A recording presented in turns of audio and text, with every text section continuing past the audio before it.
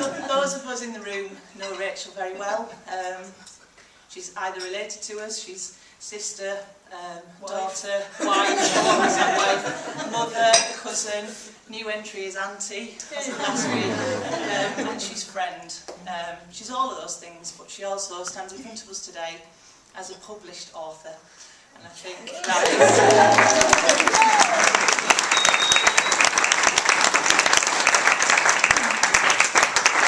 we're here to celebrate that, to chat, have food, drink, catch up, and just enjoy the day really, and just here to say well done to Rachel, and we're also very immensely proud. The book is about a polygamous marriage. It's a completely invented time and place, and it's about an isolated religious community, and it's about two women who are married to the same man.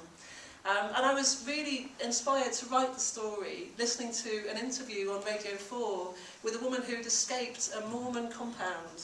You know, so in the States it's quite a big thing. There's a lot of fundamentalist Mormons who have plural marriages, you know, often 6, 8, 10, 12, upwards of that, you know, number of wives, and, you know, lots and lots of children.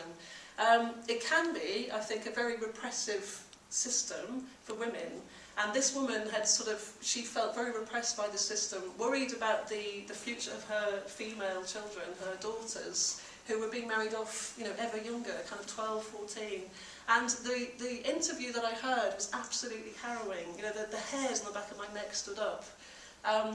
She escaped that situation. She wrote a book about it, which I then went on to read, and it is a really dramatic read.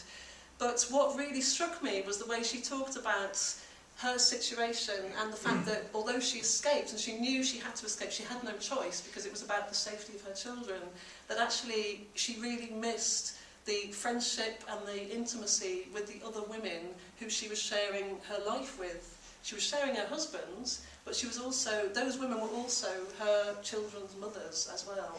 And so it was a really complex kind of, you know, double-edged situation, and I just felt that for me, that, you know, something happened that day. I just thought, I've got to write this. And opening the wedding ceremony. Tobias, he says, today you are given Amarantha to seal the covenant between you and God, and between God and our community. Goran's gaze scans the meeting house, but there's another person we must call on to join this sealing. Rebecca feels Goran's eyes on hers. They are grey, arresting. She's always been somehow afraid of them, of what he might see. His next words are quieter, reverent even. We ask our sister Rebecca to bless this union. Rebecca has a sensation of falling.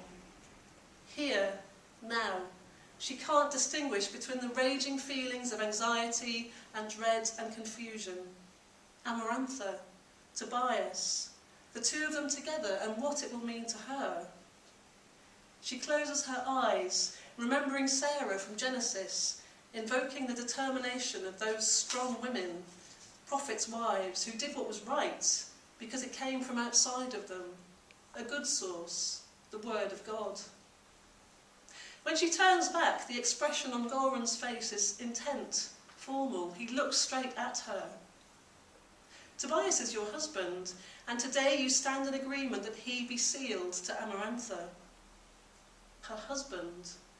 She thinks about what it means, what it used to mean. Her hands tingle at the memory of her own sealing to him. What did she feel then? Numb, mostly.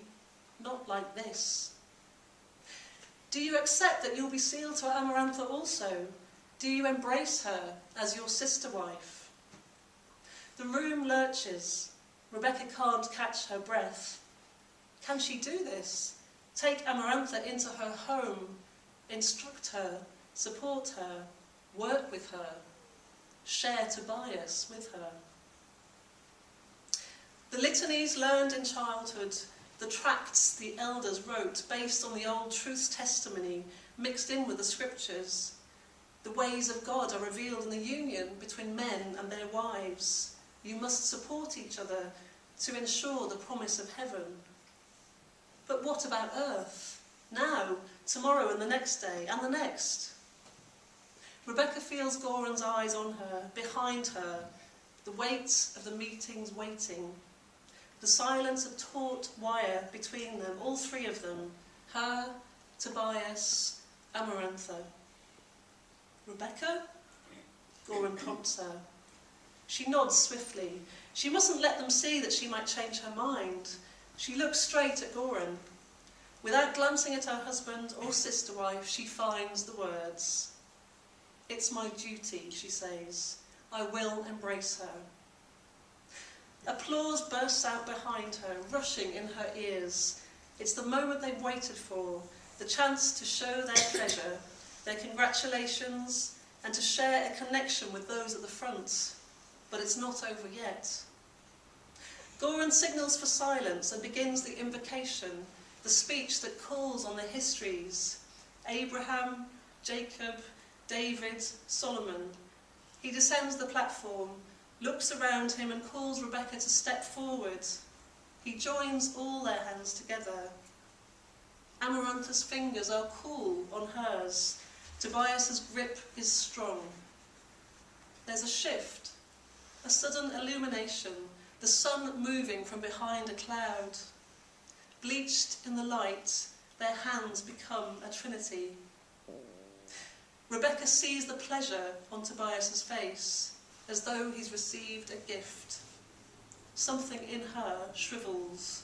She can't bear to see the reverence in his eyes when he looks at Amarantha like he's a piece she just crafted, one of his vases with sandblasted layers of colour. She looks away to suffocate the doubt. Goran holds their joined hands in the air. The ring Tobias gave Amarantha, just moments ago, doesn't fit. A family ring, not even the right size. It rolls loosely down to her knuckle. As it glints in the light, Rebecca remembers the morning and how her sister wife sat facing the mirror, the way the glass reflected back the two of them, their bodies inhabiting the space, both bounded by the same rectangular frame. The thing about having published a novel is that I've actually begun to get responses to the words that I've been writing for so many years. And now I'm stuck in a slightly emotional. So, for example, I've started visiting reading groups. People who kind of, every month, gather together, read a book, and to have people actually respond and say, yes, I love the story, or the characters, really kind of made sense to me. They felt very genuine, and I love that plot twist, and oh my God, I didn't see that coming. And to have that, to know that readers are going on that journey, that has been the biggest kick of all, actually. And to have friends who say, oh, I'm not really a reader, I'm not a reader, and I wouldn't read this sort of book, actually, but, fantastic. And that, for me, has been the biggest accolade. Some of you, actually, just to finish off, a lot of people have asked about the future, what next? And I am writing another novel, so it might take me, 3-4 years to finish it, but I am continuing with that. And the latest news, in the news, is that it's going to be on Kindle, so that's fantastic, and it means that I'll be able to sell it in America, which I think that's the way forward. So I'm ending this week on a real high, and it's brilliant to see you all. Thank you for coming. Have a drink, have a chat, enjoy yourselves.